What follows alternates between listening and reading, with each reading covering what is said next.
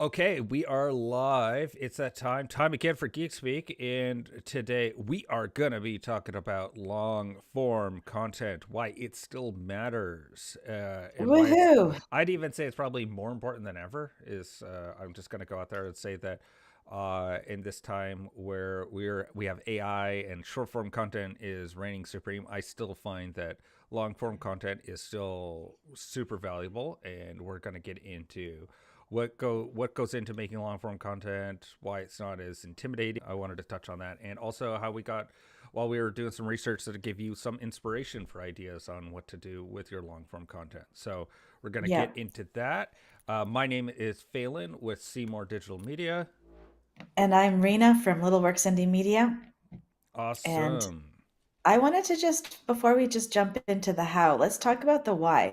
Yeah. So, can you just briefly discuss why long form content ranks better? I've got a couple of Yeah. ideas, but I think you're the expert in this one. Well, I know that. So there's the classic, the skyscraper method, which is one that we talked about when we were getting ready for this, which is it was first pioneered really by Backlinko, who since he's part of SEMrush now.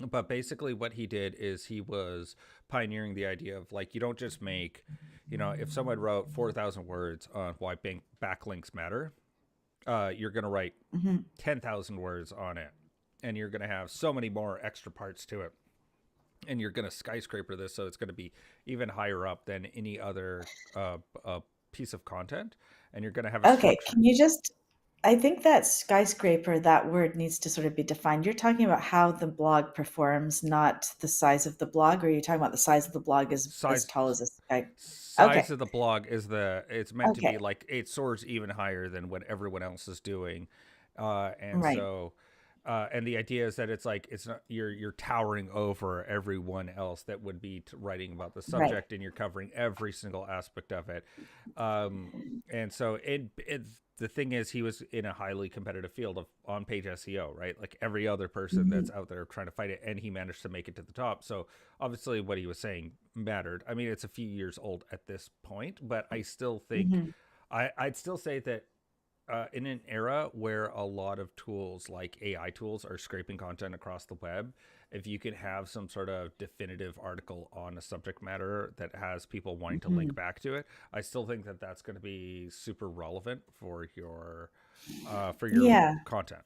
And let's talk about that just a little bit, the what instead of, and then we'll get into the how, because the how's the most fun. We've got a lot of ideas for the how, but the what, Hmm. um, it's like research material. It's like how-to documents. It's like when you say the expert in that topic, we want to Yeah. like create all the stuff that you need. So scraping the web is not really going to be ideal. It's about creating value, and much of that value comes from your own experience, your own understanding of the material, and how you organize it either in your daily life when you work with your clients, because that's why you're writing about this expert material, is to entice more clients and help them.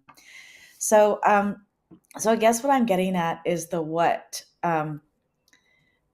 The what is like, we think about it, it's going to be a lot different than how we think about the what is a smaller blog post, because a smaller blog post tends to be easier to digest. It seems to be, you're not giving a deep dive as much as AI likes to say that everything's a deep dive, but Hmm. your blog posts generally aren't a deep dive. This is going to be the deep dive of your blog posts, these long posts.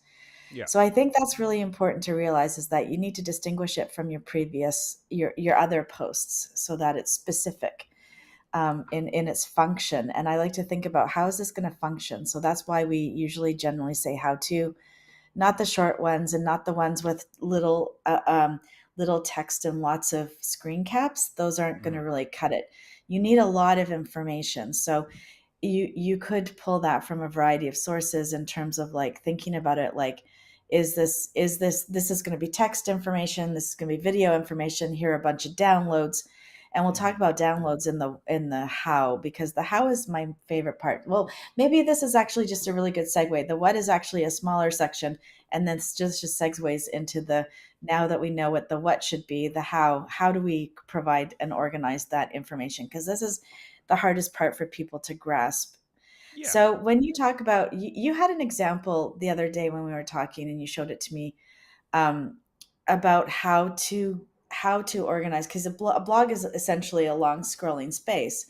Yeah. So you don't want to have the best of your information or something that somebody wants like right nested in the middle of that. I mean, you might want that, but you don't want to have them hunt also. So you were suggesting some kind of like anchor outline at the top, right? Is that what you were? Yeah, so they're called jump Mhm. links, and so they're set Jump up as links. having like you set up an ID for a certain section. So it'll be Hmm. so what happens at the very top, you're gonna have like a table of contents, and that's gonna like outline. And it really suggests if you are gonna start this, that's a really good place to start. Also, I would say just circling back for Hang one on, second. just so that we can finish that thought. The outline is actually hyperlinked to parts of Uh, the yeah, to blog post sections, but longer lower down. down. So Yeah, basically, yeah, you use them as IDs, and then they jump down. So you click on it, and yeah, then it'll jump down to that section. So you can have a nice outline. yeah, And so I would say that yeah, that's definitely one way to. It's a really good place to start. It's kind of like, what am I going to talk about this big subject? And rather than being super intimidated by having to write 10,000 words, what you do is you start off yeah, with just a table of contents of like, what are the topics yeah. underneath of that I actually are going to expound upon and Yeah, it's like build going out. back to writing grade 12 essays. Yeah, yeah, exactly. And so it's like, don't just jump in right to the text, but also start with like, hey, here's the points I want to hit. And then from there, it's easy to fill in, right? Because rather than you're looking at 10,000 words you're going to write, you're looking at five sections of 2,000 words, for example. So that's Mhm. a little less intimidating of kind of like breaking it out. Because even within And it, that, you're probably going to have further subsections. Sorry, go ahead. mhm, that's right. And so sections and subsections. So I just want to point out that this is a really great way to actually utilize those H3 and H4 tags that you don't often use. Hmm. So your subsections would be H2 tags, and then your hierarchy would work H3, H4, and even H5 if you need it. So that's usually what you're doing. If you're doing shorter blogs, then you shouldn't be using your H3 or H4 tags necessarily. Like, probably Yeah. not likely. Yeah, you wouldn't like you said, if you're doing 10,000 words, then that's where your semantic Hmm. HTML, which is the technical term for it, that Google likes, Hmm. is really comes into effect. Where you've got not only like your Hmm. big like headline, but you also got like subsections and subsections, and it's all nicely categorized so that it's easy for someone to come along and really be able to find what they need out of all these subsections and get exactly what they're looking for. Yeah. So when we think about those subsections, there's a lot of different kinds of. I mean, you sat down. You said just a few minutes, sit down and write your blog, but it doesn't all have to be text. You could Hmm. actually use video as long as you're paraphrasing or providing enough text to actually describe that video, the content within that video, because of course Google can't understand your video content. And there was this neat little one that we saw. And so the types of content is going to be text, a lot of text, because you still need those 10,000 words no matter if you're using video and other sources. Hmm. So video, audio files can work really nicely too. I have an example of that I want to talk about in a few minutes. Obviously photos to break up the text so that people can actually still scan and skim and move down and see things quickly. And then, of course, you have your headings and your subheadings in your spaces, but you can also provide illustrations like lots of what was that word, infographic. That's where Yep. we can put infographics. You can even do really neat little like you see this a lot on web pages more, but you can break that information into tab sections or little animations or anything like that. Like you can get pretty creative in these blog posts, so they're Yeah. not going to be there. They could be quite substantial, and we saw a few that were actually probably had some custom coding going on there. So they're not necessarily really easy, but they could be easy. They could also be super complex in how they organize information. They could use data representation. So that's like data visualization, I mean. So Mm-hmm. if you had like data maps of, if you wanted to show different types of like people over the age of 50 all over the lower mainland for whatever reason, if that's a way to get your, if you have stats like that, you can create little digital visualization maps and embed those into your blog post to help really get the ideas across, because like we talk about trillions of dollars, but that is actually quite meaningless and hard to imagine for most of us. So you Mm-hmm. might want to like create a visual representation of what that actually looks like. So all those types of things can go in. So I hit audio, video, photo, text. What other kinds of things can we put in, Phelan? Have I missed any? Uh, Oh, downloadables. Downloadables. So yeah, you can get get someone to like, hey, read our full report on such and such Yes. topic, and then they give you your email, and that's a good Or way to collect emails. true. And then there's also like little mini reports. So each section could have its own report that they need to download. If they're only interested in one of those sections, that could be really good. If they want all of them, that's also great. And then downloadables, like I did a very long blog on how to create a content calendar after our last one. I think you and I were on the content calendar Yeah, episode, weren't I you, think Phelan? so. Yeah. Yeah. So after that, so I not only did I have the video of us on this cast, I also had a video of how to work with the content calendar that we create, and then I made a template that was downloadable for people, and then they could actually, so then we did a paraphrase of the episode, and then we also did text to talk about how to work with our content calendar, and that became one long blog article.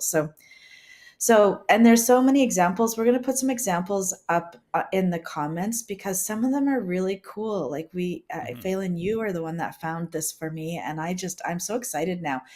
The one thing that one that I liked was it had sections of information, and I think it had some images going all the way down, and then on the side in a separate column, it had like periodically down the way, it had these little audio clips that you could do it. So the way that, and the reason why we have all this stuff is because in engagement. So Google changed from Google Universal to the G4 version. It starts to go from like how much time people spend on a page to how a person engages on the page. And they give a metric on that. And I never really sort of clued in until we had this conversation on Tuesday that all of those things, when people are downloading and when people are hitting play on the audios and the videos and all that stuff, that and how they scroll like lengths down the page, Mm-hmm. those are all your engagement Yep. indicators or triggers for Google to rank that. So this is one of the reasons why I think it's super important that long form content, or at least having longer blogs that you can put all the stuff in, engagement is super important. So this is one way Yep. to keep someone engaged on your page. And Yeah. I would also okay. say off of that as well that one thing that kind of ties what you're talking about earlier, you don't need to also reinvent the wheel for how to get some Mhm. stuff embedded. So one thing to look at is like Google's Looker Studio. You can embed that on a website. And so with that, you can also have your own data source be connected, and then people could interact with it on a web page as well. So Oh, interesting. I never thought of that. So the Looker Studio is a data visualization from Google Analytics. well, from Or Google's that uses marketing. Google Analytics. Yeah, Yeah. so you can, but you could also connect your own Google Sheet or any sort of Right. CSV. So you, Yeah. like technically, you could make anything into a data source, and then they also have Yeah. stuff of like geolocation. So you could actually still have like a Right. map of the Yes. world and still have like Yeah. visualizations that go off of that. You'd have to Yeah. label it, of course, but it means that you don't have to like invent data visualization. You just need to have your own data Yeah. source that's regulated that it can Data represent. source. Yeah. Data sources. And then there are lots of apps that help you actually visualize that data. So you can look Yeah. for those too. Those are fun. Um, right. And then so I guess oh, I had a thought and then I forgot it. I hate it when I do that. Oh yes. So the connection between, oh yes, I remember. So we want to know how people are engaging. So Yeah. Google gives us this metric on Google Analytics that gives you, for whatever for engagement. But that doesn't really tell us anything except for people are engaging. But maybe we want to know what kind of content they're engaging with most. So Microsoft Clarity is amazing for that. Attach that Hmm. to your website, and then you can see I'm producing all of these little audio clips, and nobody is using them. So am I going to spend my time and money producing more audio clips for future blog posts? Maybe not. Yeah. Maybe the gold is in the infographic, or the gold is in the data visualization, or the gold is in the downloadable that people are finding super valuable. And those and so that keeps you on track, so you're not guessing. So you can guess for the first one, always guess. Hmm. Take your best shot. I think people like video, and I think people like audio, and I think some people like useful tools that are downloadable that they can take with them, so checklists or calendars or whatever it is. Yeah. And then if they have, and then you test it, and then you test it, and then the next one has more of that type of content in it, and maybe you try something else new that you've seen on someone else's blog or web page, because you can take your ideas from web pages, not just blog posts. So testing and tweaking continually is what's going to get you going, and it's super important to make sure that you're taking the breath and looking at that data, and get off the the content production wheel, Hmm. if you're not looking at the results. So my thing is that if you're feeling too pressured to create more content for your, even, and this goes for social or whatever, if you're feeling too pressured to create content all the time, so much so that you're not spending any time reviewing how that content performs, then you're missing the boat. So change your cadence. Go from creating, one blog a week to one blog every 2 weeks, and spend some time on that second week looking at the results and planning for your next one, rather than rushing out content. Because I think that especially with AI, there's just like the rat race for content is huge. Like it's Yeah. never ending. And you get all these people telling you need to like 5 to 9 reels every single day and all this stuff. And it's just like, whoa, Nelly, let's just do what's absolutely necessary to get the best results. And no more than that. Unless you're an influencer, that's completely different. Or you're in the game of branding, not lead generation. So that's also a different thing. If you're not doing lead generation, like if you're the Gap, then that's totally fair. You can create as much content as you like. But if you're doing lead generation, you need to figure out if your lead generation strategies are actually working. And long form blogging is one good way. It's one tool in your toolkit to do lead generation. That's the whole point. So you're also probably going to want multiple calls to action, or repeating the same call to action throughout the blog post. You see that every now and again. If you're interested in this piece, get on a training call with us, or a discovery call to see how we can do this for you, or something like that. Would you agree with that in terms of the long content? Yeah. Because that's what I. One thing that's come up that I've kind of come around to when we're talking about calls to action is I used to Mhm. be like only have one call to action, but now I'm kind Yeah. of the mind of having two different modes of call to action. There's one I Okay. call like the big step, and then one that's the little Yeah. step. So the little Yeah. step is like, hey, give us your email and we'll send you this PDF that breaks down it's a Mhm. workbook, Mhm. right? So it's a very Yeah. small ask from the person Mhm. in order to get them to take that step. And then the bigger one is like book a call with us, right? Because not Yes. everyone is ready at that minute to book a call. But if you get them to make the small ask, then Yeah. you're getting them in the mix, and you're not going to catch every single Yeah. person, but at least it's an easier lift as well. And I Yeah. think that you need to be thinking about those as well, because not everyone Yeah. is immediately going to get on your website and be like, you know what, I need to book a call with this person right away, and that's just Totally. the brass So tacks.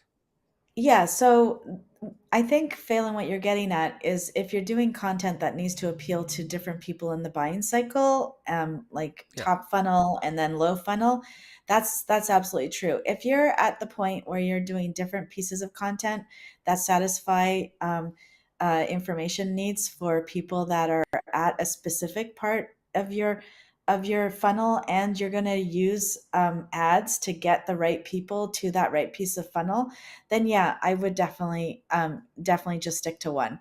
But Hmm. if it's just a general blog post and you're using organic techniques, then I would probably add some kind of newsletter sign up too, because you want to get those top funnel people in your ecosystem so you can educate them so they finally feel comfortable or realize that they have a problem that they didn't know, or realize or know that they have a problem and realize that you're one of the solutions that can help them Yeah. get to what they need solved.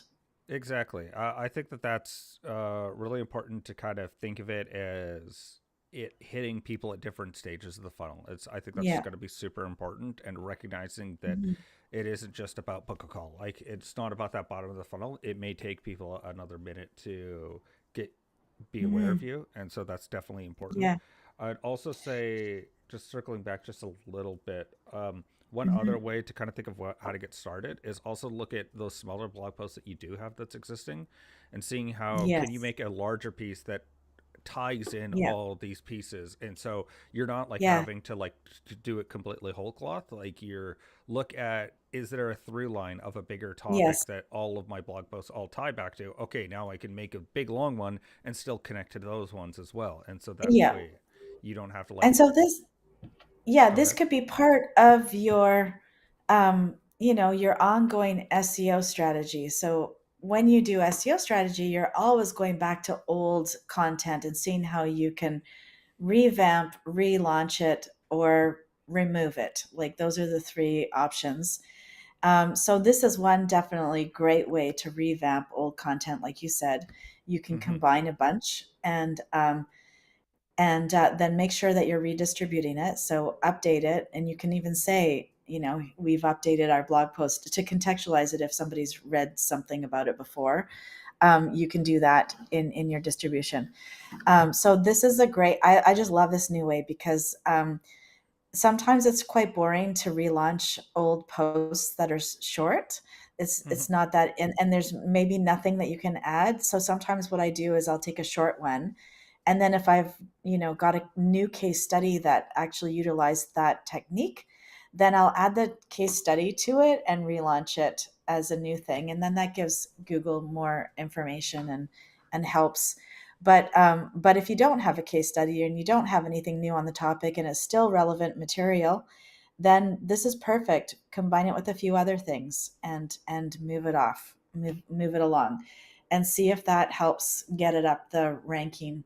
Um, yeah, so testing and tweaking again, testing Yeah. and tweaking. And lots of tweaking. Like blog articles should never really sit for years and years on your website and do nothing for you. Like that's just a waste of it's a Yeah. waste of space uh, and energy. I think of it as an environmental catastrophe. It's like, don't do that.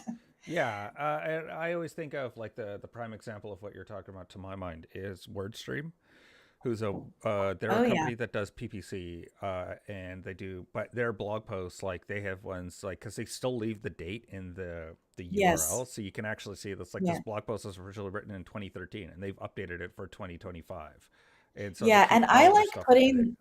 And I like it when people put the editor's brackets at the top and say updated with the Yeah, new date on it rather than changing the publication date. I think that's really quite interesting. And because some things you have to update all the time, like especially when on our blog posts, we do a lot of stuff on social media. Every time the platform changes, every time the algorithm changes, we yeah, got to go back and make sure, is this still relevant? Does this still work? Are we just frustrating people? I've got one little video online that does very well about how to make a retweet of a video so that you don't actually take the person's comment, you just take the video. You can't do that anymore, and it drives me mental because it gets so much traffic for us, but it's a technique that doesn't work anymore. yeah, And it's not something that I can update, so I actually have to take it off of my website, so that's yeah. the thing about tech. Yeah, yeah, because even not only just like things don't, you can't physically do stuff the same way, but also like the platform just looks different, right? Like every few Yes. years they'll update the look of it, and Yeah, the so tools are in a different spot. yeah, all the menus are different. All like the how Yeah. you actually get to the same spot. You may even be able to get to the same spot, but it's just a Mhm. different way now, and so you actually have to go in and reshoot the screenshots or reshoot the video Yeah. how you do it. And it's actually super fun as a business owner. It's super fun to go back and see how much you've changed and grown, and your company has changed and grown, and your team has changed and grown. And you can do some fun things, like even just doing comparison blog posts. Like, here's an old blog post, and here's where it's completely wrong now. And you could actually, frame it like that. That's might even be more fun to Yeah, do than simply update. yeah, exactly. And so there's definitely a lot of good opportunities. Again, we're strong proponents of like you don't have to reinvent the wheel. Like this isn't No. don't get overwhelmed and intimidated by it. It's just think of Mhm. what you already have existing and try to find some new way to find it cohesive. I also wanted to Yeah. touch on that goes with that is also original research is not as difficult as most people put it out. So an No. example that I always think about was there was a guy doing affiliate blog articles for RVs. And so he wound Mhm. up doing like, here's a price listing for this type of product across Washington State where the guy was located. And what he did is Oh, right on. he just called up dealerships and were like, hey, what are you selling this for? And then they told him, Right. and he just aggregated all this data, right? Yeah, that's great. It's a I love first it. person. Yeah, it's still like it First does the person job. research. Yeah, and no one can take that away because he did the legwork Yeah, that no one else did. So that makes it, in a sense of, being able to find that higher original value. data and being able to Yeah, tie it's it all together and being able to like show people. And it's not as like, I think people get overwhelmed by it and think blow it mhm. out of proportion when it's like really it's not the most revolutionary thing. Yeah. Now you've given me a really great idea because I need to change my scheduling app. I want to actually do that. So I think what I'm going to do is do the research, take the research, create a thing and a Yeah. conclusion of to where I landed and why I chose what I did. So you can, yeah. So that's actually really quite interesting. And you can also do things like when you survey your clients, because hopefully you are Hmm. surveying your clients. I'd like to say that I am, but I haven't in a long time actually. But survey your clients. You can add a question or two that you could turn into a blog article about. That'll help you write a long form blog article. Or Um, even yep. one that similar to I should be doing, but we haven't done yet, is survey potential people in the industry. So it's a Hmm. really good sales tactic of not to Oh, that get is people's good. hackles up. Is like you're like I'm not selling anything. Actually, I'm Oh, just that's really doing good. a survey. Hey, massage schools across Canada. This is Yep. just a random, but it's like, hey, how are you doing your marketing? So you're not getting the person. What you're doing is you're just asking them like, hey, how are you doing your marketing? And it's mostly in Hmm. the sense of I'm going to just publish this. I'll send you a link with that. I've aggregated. I called 100 massage schools across North America, and this is what they said they're Yeah. spending their money on, and here's what they actually think is getting them the most money. So that way, you're doing original research. You're getting people to think about it, and you're not. And you're also people. If you ask them questions about their business, they're more likely to answer. Right? If you're not That's like, true. and you're get just like you're not making a sales pitch. All you're doing is just asking people Hmm. questions about where are they spending their money on marketing wise, and how are they getting Hmm. their word out there. And that's a I find it, to my mind, I think that makes a lot of sense for ways that we can get in front of people and not be, like you're not trying to sell them on a thing. Really, all you're Yeah. doing is getting original research, and you might get like one or two people that are like, "Hey, I'd like to talk to you more about this." But And the you can even, sorry, go ahead. Oh, go ahead, go ahead.